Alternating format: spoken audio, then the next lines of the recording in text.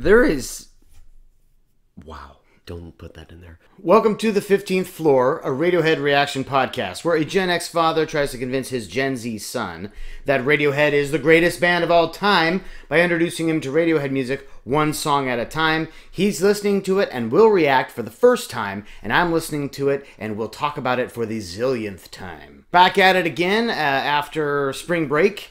We did a viewer request last time, and now we're going back to the greatest band of all time, Radiohead. Thank you very much if you participated in the mailbag episode, if you've watched the mailbag episode. If you haven't, I don't blame you. Who cares about us? We are going to go to the most requested song by all the viewers at this point is from 2007's In Rainbows, Nude. So that is the song we are going to be listening to today. Nude is like so many other Radiohead songs. Nude is like so many other Radiohead songs like Lift, I Promise. I mean, really so many other Radiohead songs that was made and first introduced to the audience years before it actually came out and was very much anticipated by the time it came out, and then came out kind of in a different form than we all remember it. But beautiful. Beautiful in all forms. This is 2007, so we're talking In Rainbows. They are just really one of the more successful endeavors of all time. And finally, we get Nude. I'll talk a lot more about some of the differences between this and what some of the earlier versions of Nude had, and a little bit more about why this song is as brilliant as it is. I don't want to set up a lot because this is your first reaction to this song, but I will tell you, you don't have a chance in picking out some of the beautiful nuances of this song. But do your best, and if nothing else, it's a good jazzy listen. Nude was requested by Melchior Aksak, Arbuts3, Lucas Argandonia, The World Collapsing, Chris Medina, Coleman Diaz, NS Oz, Dagalathus Aerobindus. I'm sure I just said something that someone's laughing at. I got him to say that. And Dull Dreamer. But here it is from 2007's In Rainbows. This is Nude.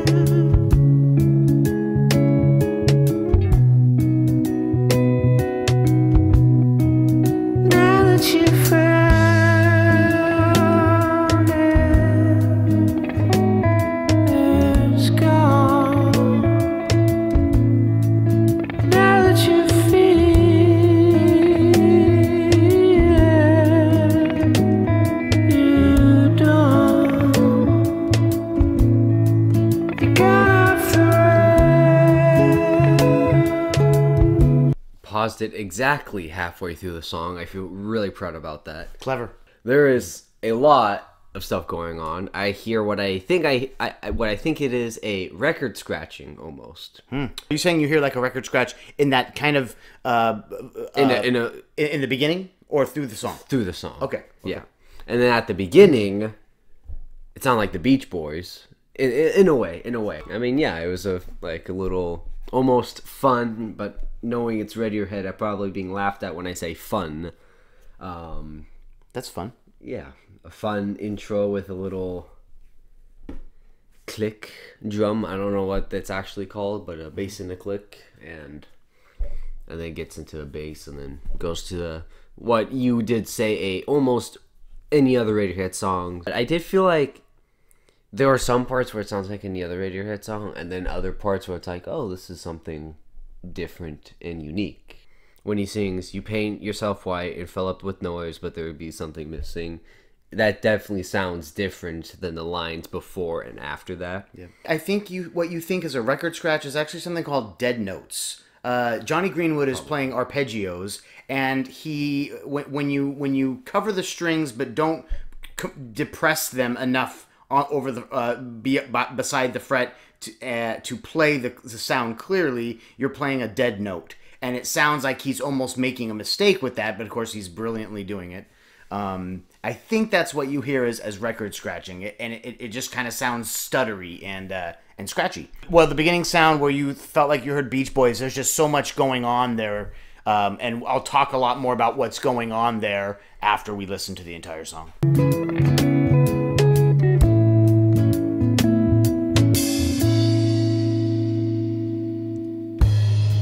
So don't get big idea. Then I'm gonna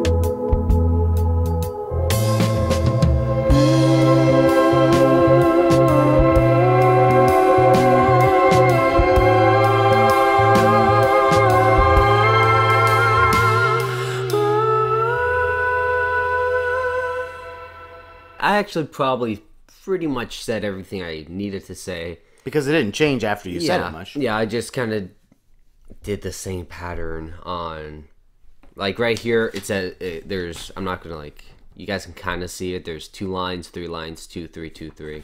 The parts where I thought it sounded a bit different than most was the 3-liners, and the parts where I felt like they sounded the same were the 2-liners. Yeah. And then now that you feel it, you'll go to hell, those lines. Yep, those were the different ones. Mm-hmm. And I really liked the note that he held on is or mine. Which one did he? Never mind, it was thinking. But yeah, I like that part. I thought that was cool. Mm-hmm. and then there's another part I forgot where. I'm not going to go back, but like there was like a little orchestra uplifting moment there. And at the end, especially. Yeah, close to the end. Yeah. Yep. But long intros. I mean, long outros. Long outros. We don't do those. But isn't it, this outro is not just, hey, let's wheel ourselves out of here. After this contradictory but passionate song, they do this thing where his vocals take us out and take us up and take us up and elevate, almost like it's this elevation into heaven at the end of this song. There's something more about the final bit of this song transcending the message of the rest of the song. Like the theme of the song, you've had this thought in your head that is different than what is groupthink, and you better get it out of your head.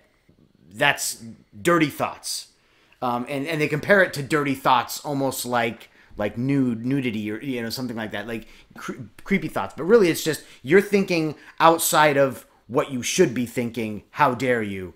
And after the reprimand of the song, there's this, you're taken up to a higher place.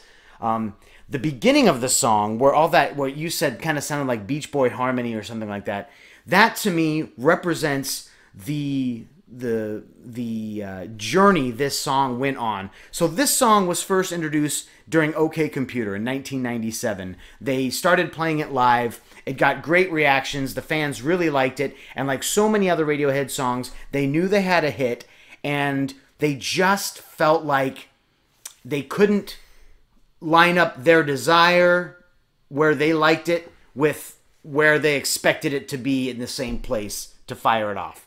So almost like once again they felt the pressure to nail this song, and they just felt like they didn't want to do it a disservice. So what's the best thing to do? Leave it alone. And then finally, after the hero, which is the bassist Colin Greenwood, comes up with a more challenging, not just for him, it's really not that challenging, it's really just two notes played in octaves, but it drives the song completely differently. They lose the Hammond organ, which I'll get into in a little bit, and they add the elements that they have learned in the 10 years between OK Computer to In Rainbows, and that's when it dials in perfectly, when this lines up with this, and it's perfect. And I think that chaotic beginning sounds like that reverb sound, that almost reversal. It sounds, when my daughter listened to it, she said, are they playing something backwards?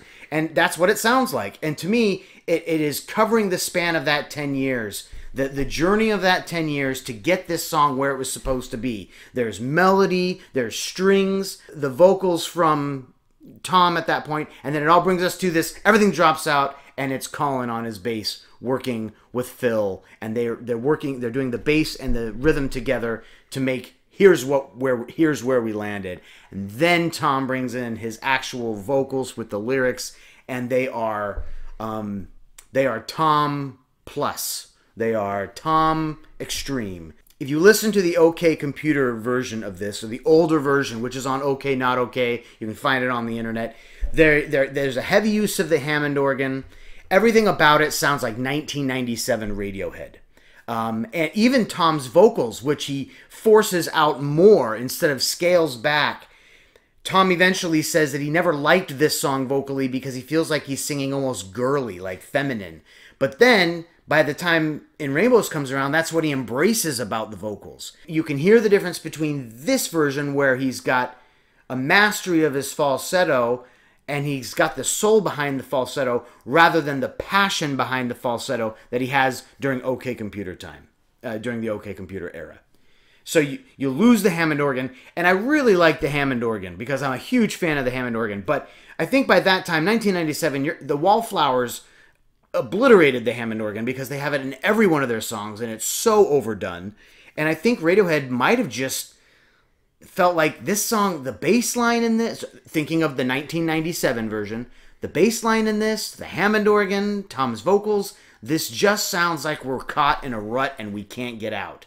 And that's why that intro in the studio version is so impactful to me before they get into the meat of the song. When I was writing down the people who requested this song, I wrote down a little note to myself about the song that says, "Don't get caught calling it ambient. It's so much more." I think there's a tendency to call a song like this, oh, it's a very ambient song.